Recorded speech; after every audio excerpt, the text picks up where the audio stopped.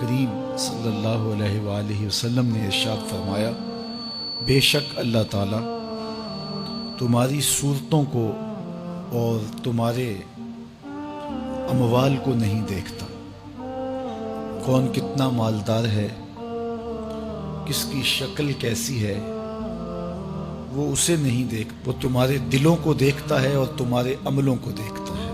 تو اس لیے صورت جیسی بھی ہو وہ تو اللہ کی بنائی ہوئی ہے، تو ہمیں اپنی سیرت کو سنوارنے کی کوشش کرنی چاہیے۔ جتنی کوشش اپنی شکل کو سنوارنے میں ہم صرف کرتے ہیں، یہ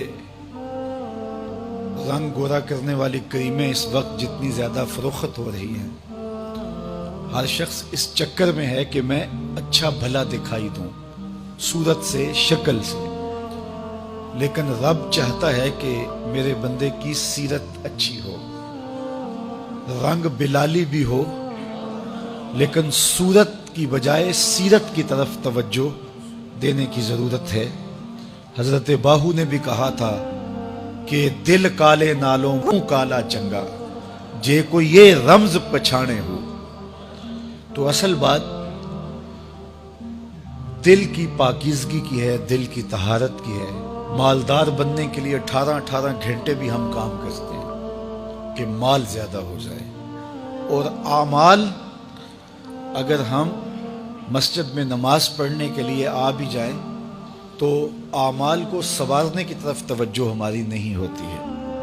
مجالس کے اندر بیٹھ بھی جائیں تو ہمارا خیال بھٹکا ہوا ہوتا ہے، اور جو ہمیں خیر کی باتیں اس دور میں بھی مل رہی ہوتی ہیں ہم ان سے بھی نفع حاصل نہیں کر پاتے۔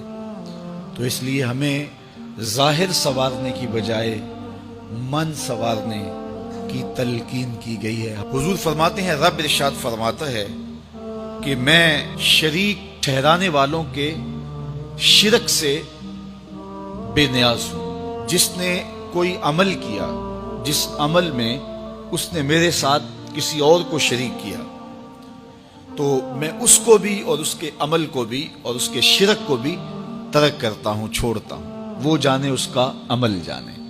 تو جو عمل ہو وہ محض رضائے الہی کے لیے ہو۔ اگر کسی کے دکھاوے کے لیے عمل کیا ہے تو یہ عمل ہی نہیں ہے، اور اللہ کی بارگاہ میں قطعاً قبول نہیں ہے، جس میں کسی کے دکھلاوے کا عنصر شامل ہو جائے۔ ہم اپنے عمل برباد نہ کریں۔ بعض اوقات ہم اپنی خون پسینے کی کمائی پیش کرتے ہیں تو ریاکاری شامل کر کے اس کو برباد کر بیٹھتے ہیں، اور جو دکھلاوا ہوتا ہے وہ چند لمحوں کا ہوتا ہے، پھر ختم ہو جاتا ہے اور اس کا اجر بھی مٹ گیا۔ لیکن اگر رضا الہی مقصود ہو تو پھر وہ عمل اگر تھوڑا بھی ہو اس کا اجر بڑھتا رہتا ہے۔ حضور علیہ السلام نے ارشاد فرمایا، جب کوئی بندہ صدقہ دیتا ہے اور وہ تھوڑا سا صدقہ جب پیش کرے تو اللہ تعالیٰ اس کو ایسے پالتا ہے جس طرح تم جانور پالتے ہو، اور قیامت کے دن وہ مٹھی بھر جو دیے ہوئے تھوڑا سا صدقہ دیا ہوا تمہیں ایسے ملے گا جس طرح احد پہاڑ ہوتا ہے۔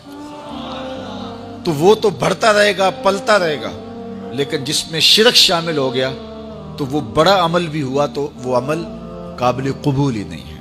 اللہ کے محبوب صلی اللہ علیہ وآلہ وسلم نے ارشاد فرمایا، جس شخص کی نیت آخرت کی طلب ہے، جو بھی عمل کرتا ہے، نماز پڑھتا ہے، روزہ رکھتا ہے، یہ درس حدیث دے رہا ہے، درس قرآن دے رہا ہے، مسجد میں آ کے جھاڑو دے رہا ہے، واش روم صاف کر رہا ہے، آنے والے مہمانوں کو تکریم دے رہا ہے، کھانا کھلا رہا ہے، چٹائیاں بچھا رہا ہے، اس کا مقصد کیا ہے؟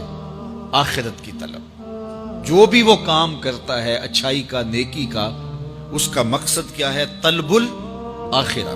اللہ اس کے دل کے اندر غنا ڈال دیتا ہے، اس کے دل کو اللہ غنی کر دیتا ہے۔ یہ حضور نے فرمایا، اور ایسا ہی ہے۔ اپنے عمل کو خالص کر کے دیکھ لو، آپ کا دل دنیا سے غنی ہو جائے گا۔ یہ میرے رسول کا سچا وعدہ ہے۔ جب کوئی شخص اپنے اعمال کو آخرت کے لیے کرتا ہے، اس کی طلب دنیا حاصل کرنا نہیں، آخرت حاصل کرنا ہے، سچے رسول کا سچا وعدہ ہے، اللہ اس کے دل کو غنی کر دیتا ہے۔